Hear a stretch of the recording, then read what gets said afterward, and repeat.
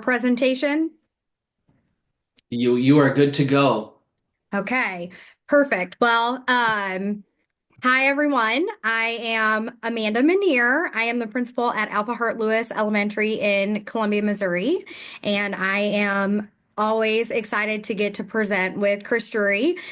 We've worked together for a long time. We'll tell you a little bit about ourselves here in a minute, but we'll just kind of start by sharing a little bit of our agenda. So, like they talked about earlier, we're just talking about Wicker, AVID school wide. And so we're going to focus on things that we are doing in our buildings, and then we'll have some time for discussion at the end. So, Chris, do you want to kick off the who we are? Yeah, sure. So my name is Chris Drury, and I am principal at Smithton Middle School, which is here in Columbia. We have seven middle schools here in Columbia, and we have about 500 and I don't know, it fluctuates on any given day, but 560, 570 kids, sixth, seventh, and eighth grade. And we have been doing AVID for since I've been here, so 10 plus years. And like I said, I am at one of the elementaries here in Columbia. We have 21 elementary schools, but I am the only AVID elementary school. And so it's an interesting position to be in because all of our secondary schools are AVID schools. And so we're really excited about getting to collaborate and partner with them. I am one of the larger elementaries. I have just shy of 500 students. I believe that we have a really great makeup in terms of title, EL, SPED, gifted, a really great collection of race. We really do encompass the diversity that is Columbia, Missouri. So we'll go ahead and jump in. We'll start with our secondary slides. So Chris will always go first, and then I will share from the elementary view second. Okay, so kind of our intent is to highlight how we use different wicker strategies within our buildings, and I think also gives a good showing of how it can look differently in secondary and elementary schools. So one of the things that we took on last year and have continued into this year is this idea of being wickerish. So we have our AVID elective students that highlight the wicker strategies that their teachers are using. So they will fill out a card highlighting what the students are doing. I'm sorry, what the teachers are doing, and then what the activities the students are doing. And then the teachers kind of get rewarded for that using the wicker strategies in their classrooms. And we try to highlight that then in our faculty meetings, and we put up a presentation typically every month. It's also Wicker Wednesday is when we have our faculty meetings, so everybody wears their AVID shirts. We have AVID shirts for the whole building, and then we highlight these wicker strategies within our staff meeting. And you can see there's like a QR code teacher scan for that, but we highlight some of the things they're doing. And one of the things that we've tried to do building wide, and continue to do probably everyone, is just looking at how we annotate the text and look at the text. So we highlight that there. We have Julian here that's able to show how Miss Graham has them annotate the text and what they're doing in their classroom. She's an English teacher, but I think you'll see later in the slides that we also have, math teachers, band teachers that are using those strategies within their classrooms. For us, being an AVID elementary, every student in the building gets to experience AVID, right? And that's the goal in secondary schools as well. It just looks a little different in the elementary world. And so I'm sharing with you like big activities that we do in connection to Wicker. So we do fancy lunch or writer celebration. So instead of like character themes throughout the year, we highlight Huskies of the month, and we one of the months is writing. And so like in December, we focus on writing, and students are writing lots of pieces in different formats. And then they get selected to read their writing pieces in January at lunchtime. And as you can see from the photo, everybody gets dressed up. We have tablecloths on the tables. Kids get to go up on stage and use a microphone. And we have different, journal readings. We've got narratives. We've got sentences with pictures. Like it's developmentally different at every age. And so it's always fun to see what grade levels share during that time. And so it's just a really great celebration of all the writing that takes place in our building. So one of the things that we did last summer is we wanted to really emphasize Wicker within our classrooms, and we did some staff surveys to see kind of what area that they needed help with and they needed support in. And one of the areas was in inquiry. So you can see this is kind of that self-reporting survey, and it says which one do you need, do you use the least? And inquiry came up, so that's the one that we used. If you click it one more time, Amanda.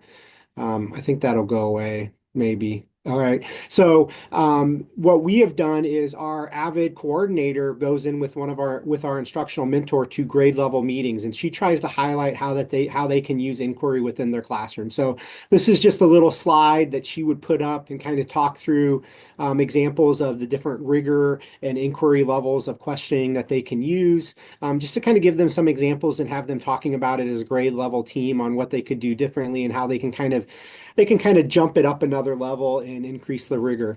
We also use quite a bit of Socratic seminars, Fishbowl, to increase that inquiry within our classrooms. And I just highlighted Mr. Alexander here, who is one of our social studies teacher who uses that quite a bit within the classrooms.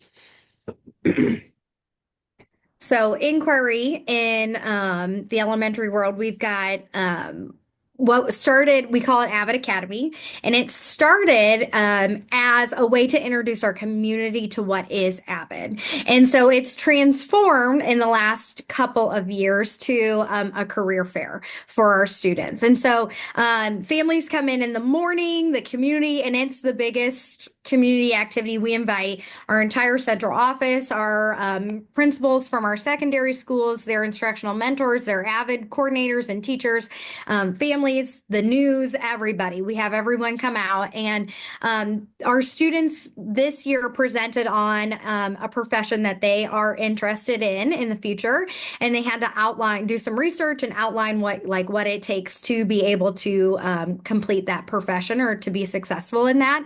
And then in the afternoon, we bring in people from the community to basically tell us about their jobs. And we tried to highlight typical and atypical jobs, right? So we had everything from an academic advisor at Mizzou to a Supercross crew chief to a mortgage underwriter, a hairstylist, a veterinarian, public defender, urban wildlife manager, and a tattoo artist. And so really just trying to engage kids in the possibility of what's out there. And you can see this young lady, she was really loving the veterinary experience. They brought gear for kids to try on. And so every class got to rotate through a variety of these different speakers. And so it really, it started with this inquiry of what is a career and what does it take to be able to be successful in that? And so we focused our AVID Academy on that inquiry piece.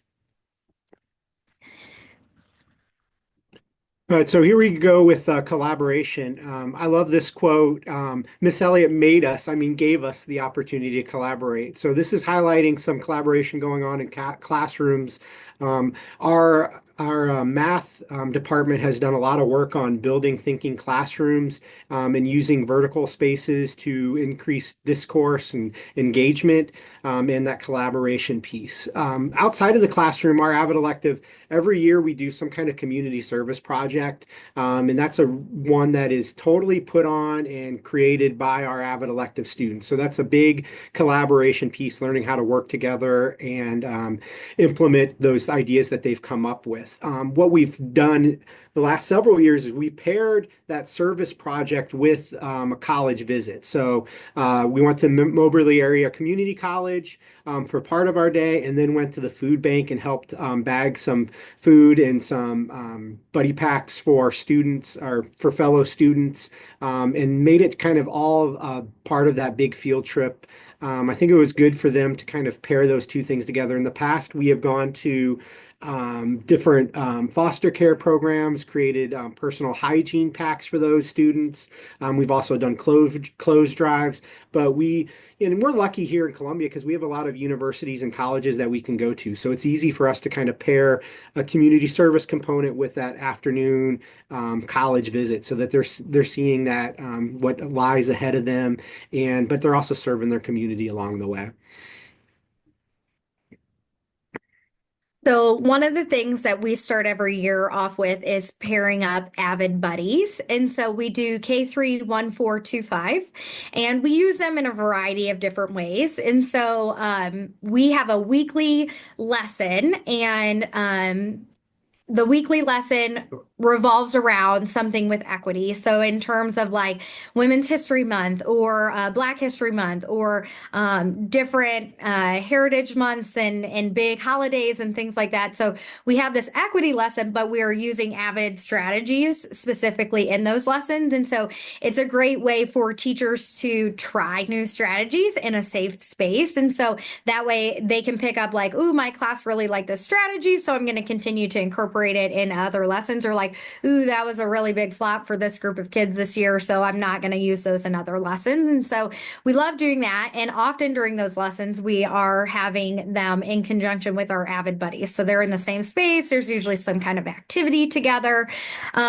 We also use them in a variety of other ways. And so I love this photo. It is of one of our second grade students and his fifth grade buddy. And we are at the Mizzou women's basketball game. So we take a school-wide field trip to one of the women's exhibition games during the day. And so if you think about like 750 people going to the arena. That's a huge safety concern. And so we enlisted our AVID buddies, and literally, like, you got a partner and you were holding their hand and you were doing all the things right because we could trust our big kids to be able to ensure the safety of our littles. And so it really is a variety of different ways to collaborate, whether it's academic based or whether it's social emotional, but really just having those role models for our littles to look up to is a really great way to incorporate that collaboration. So if I were saying a celebration for us, one of them would be organization. I don't know about you all, but we struggle with this, the new tech world that we're living in. We're one-to-one with all the kids having iPads and kind of figuring out what that looks like. We've used planners in the past, but we go to these companies that produce the planners for us, and they don't really meet our needs. So part of our work at the Last Summer Institute was creating our own Smithton student planner. So we just went into Canva, did some stuff, and made our own so it fits our kids. And we have one for sixth, seventh, and eighth grade. And you can see here in the thing in the slide, like our sixth graders, they go to their four cores and then they have electives in the afternoon. So the schedule that's in the book follows what their actual schedule looks like. But beyond that, we do iReady diagnostics 3 times a year, and then we do the iReady lessons throughout the year. So we have goal setting sheets within the planner so that they can set goals for themselves for the year. And then they can also track the lessons that they're doing along the way. So they're able to, on a daily basis, to see what they're doing. And then we also have a habit tracker in there. So it just is how many times have you read at least 30 minutes? Have you attended school all day? Are you completing those iReady lessons so that kids can kind of track their journey along the way and what they're doing and hold themselves accountable for it? And, we felt like we spent all this money on planners and stuff that weren't really usable for our kids. So we created something that was cheaper and actually fit the needs of our school and our students. And we've seen some success with that. And, I'm excited to kind of refine it and make it even better for next year. We have what we call the Husky Helpers program, and it is a fifth grade student leadership opportunity for our kiddos. They apply for jobs around the building, and oftentimes those positions have a lot to do with the organization of how things function. And it's fun because once they apply, they have an interview with our counselors. They get paid in class dojo. They literally have a time card that they are completing with their like supervisor. They have staff meetings throughout the year. It's really a really cool program. They have a variety. We have a variety of things that they do, right? Like they help us organize our assemblies. They help us organize our recycling. They have us they help us organize like our reading stations in our younger classrooms. And so these are really opportunities for kids to grow skills with the adults in the building, but also as a profession in their future years.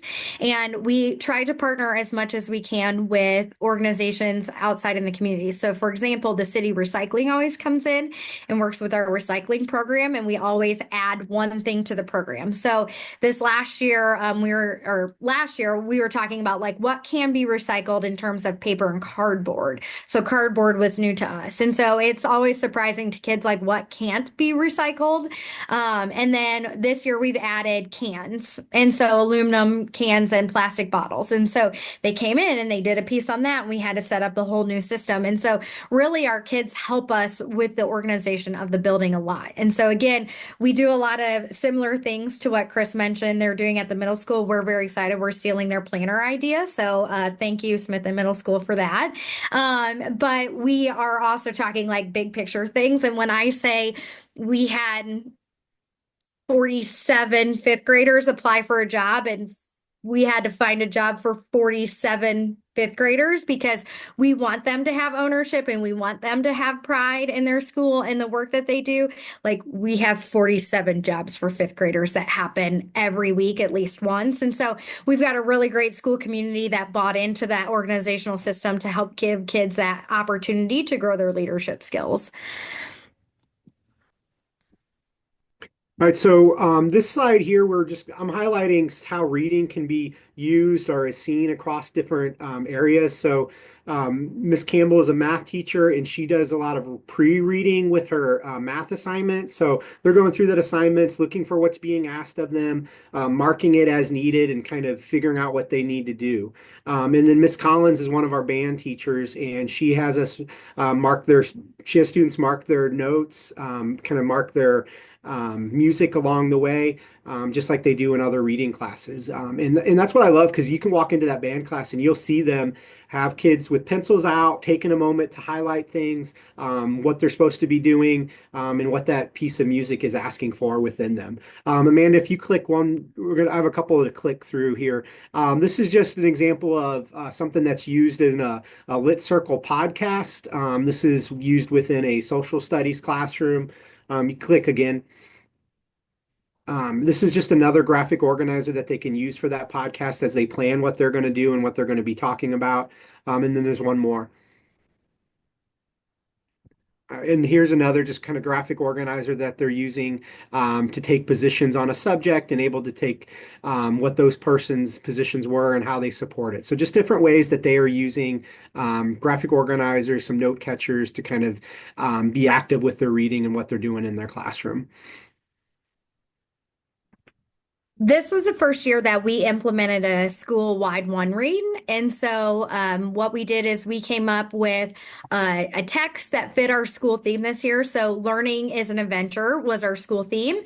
And so we did adventure according to Humphrey as our one read. And we were able to obtain a book for every adult in the building, but then also every family in our school community.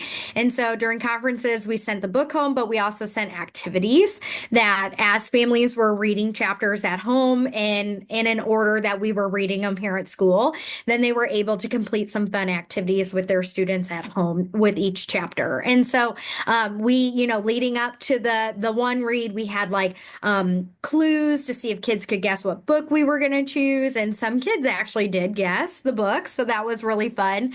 And we had a big reveal over every lunch period. And so I enjoyed that I got to be the one that did the big reveal with kids. And so it was a really great way to engage not only our students in a fun reading activity, but also our families and just being able to share and celebrate reading.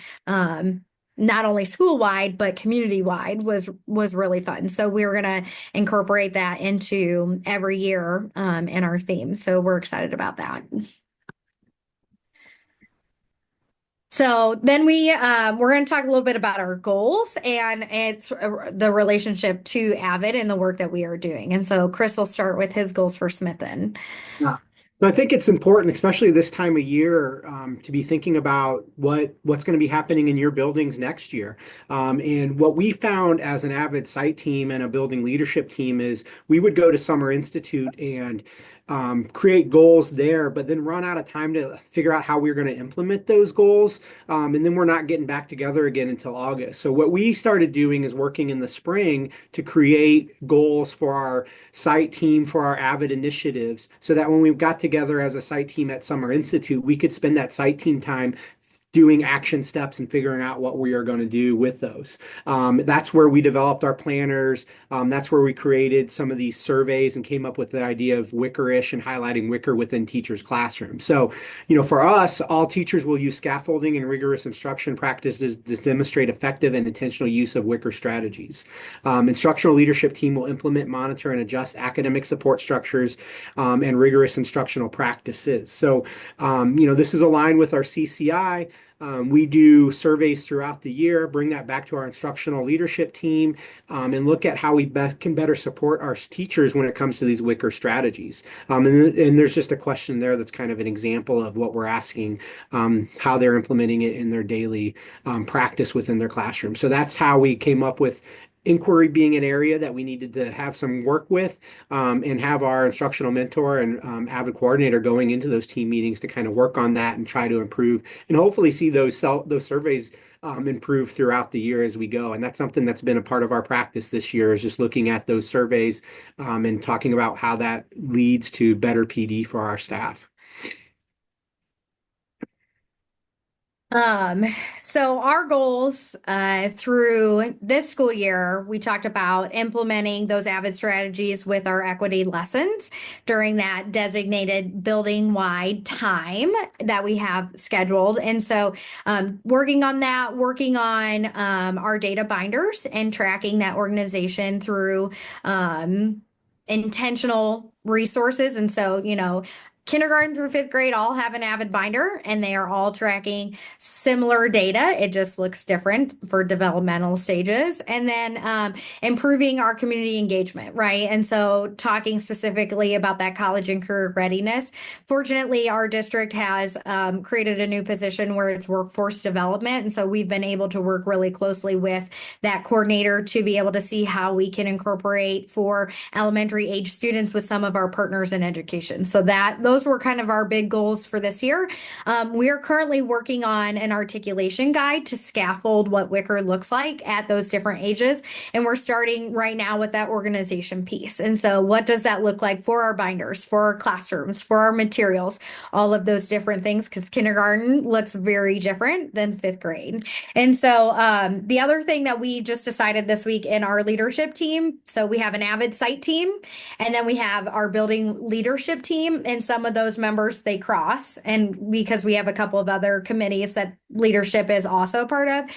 One thing that we are also going to incorporate with our goals for next year is going to be our teacher professional development plans. We are going to focus those around Wicker. So every adult in the building is going to pick either writing, inquiry, collaboration, organization, or reading, and they are going to work on honing those skills. And so hopefully we can kind of have like mini groups where teachers can collaborate on what they're doing in their classrooms over those strategies. So we're really excited about that. I didn't have time to add it because that just was something that we determined this week. So we're excited to bring that on as well. So we wanted to build in just a little bit of time for collaboration amongst this group. And so just thinking about, in your notes, are there any systems that you've established that are supporting the work of your BSIP? Because Chris and I, those are the goals, right? Our AVID site team goals support our BSIP goals. And so thinking along those lines in your space, and then, what specific AVID goals do you have for your district or for your buildings? And then, if there's any questions or you want to share, if there's time for that, that's great. But this is really kind of the end of our presentation.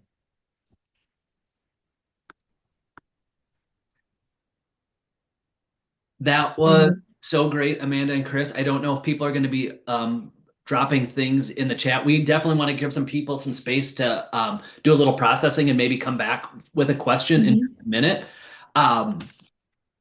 I took a bunch of notes as you were talking, and I just want to just highlight a couple of things that I heard. I heard you talk about intentional coaching and monitoring of the work. I heard you talk about summer planning and doing what makes sense, not just doing what we think we're supposed to do in summer. Like if it means that we're going to preset our goals so that we can get real actionable time for the 8 hours of site team time, we're going to do that. I loved the conversation around aligning the goals with the CCI. So the CCI is informing your goal work. I heard lots of conversation about agency and how students are developing agency, particularly I noticed AVID elementary students like developing the agency and ownership of the idea of what does it mean to have a job? What does it mean to have a career? What is the actual nuts and bolts of being employed? I looked at the idea of gradual release too, that you see that there's an alignment between what's happening in K-5 into the middle schools. And really, when people ask me about AVID Elementary, they often say it feels like it's another thing that we're doing. And the way that you described it, at least the way I heard it, was so much around AVID is really about the culture of being a scholar and being college and career ready. And so that's the thing. And we use AVID to help support that mission. So such great stuff. And so I want to give everybody some time to be able to chat some more in those breakout rooms. And I'm going to